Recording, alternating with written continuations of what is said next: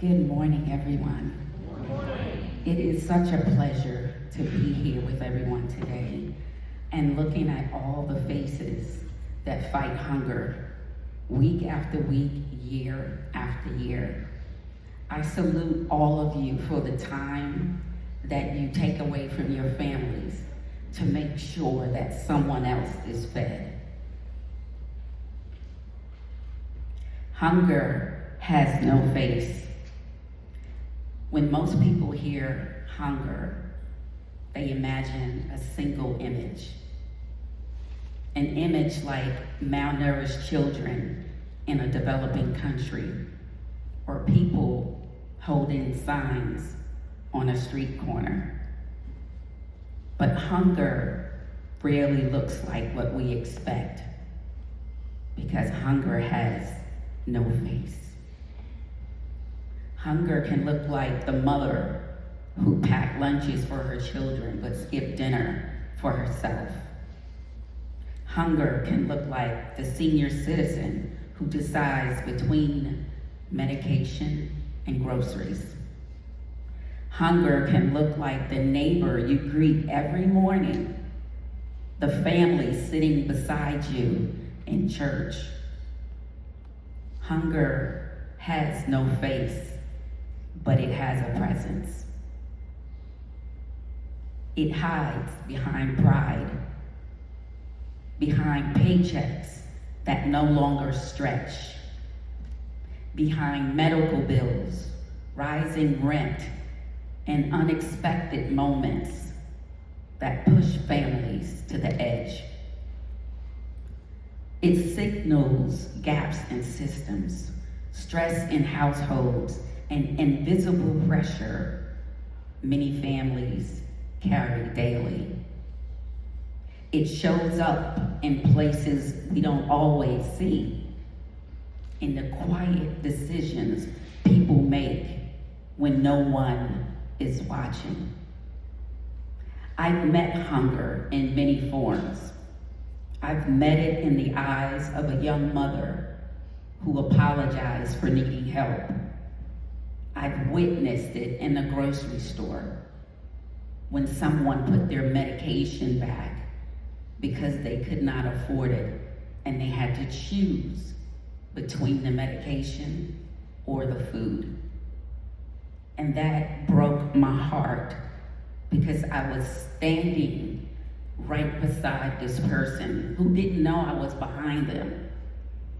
But to witness it, it just tells me how powerful our work is and how necessary it is.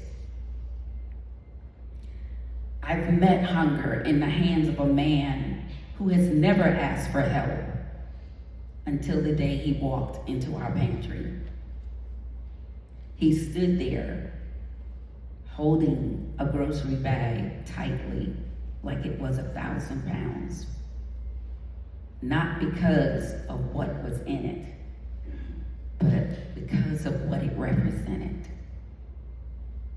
And right here in Fredericksburg Regional Food Bank area, and this is from the Feeding America study back in 2023, it was 9.6% of our population, more than 40,000 people, face food insecurity.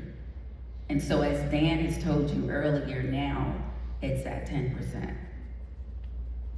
And I can imagine what it is right now on this day, May 21st. So these stories are not isolated. Behind every statistic is a person, a family, a moment of vulnerability that could happen to any of us. Yet, I want to shift how we think about hunger. While it is a crisis, it is also an opportunity. An opportunity to restore dignity, to rebuild trust, to remind people that they are not alone. But here is the most powerful part. Hunger may have no face, but the response to it does. It has the face of food bank teams who receive, inspect, sort, and move product with care day after day. It has the face of the supermarket partners who donate food, coordinate pickups, and help keep good product from going to waste. It has the face of local pantries and partner agencies, neighbors helping neighbors with dignity and respect. It has the face of people we serve, people who walk through our doors not as a number, but as a neighbor. That's why the work that we do matters.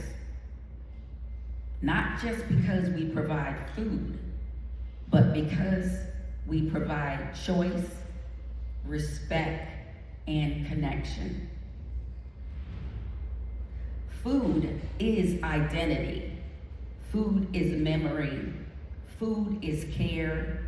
And food is medicine. When someone can choose what goes on their table, they are not just receiving help, they're reclaiming agency in a moment when so much feels out of control. What happens when a community decides that no one should face hunger alone? We build systems of care, strong partnerships, reliable logistics, and welcoming pantry doors. So help is there before a family reaches the breaking point.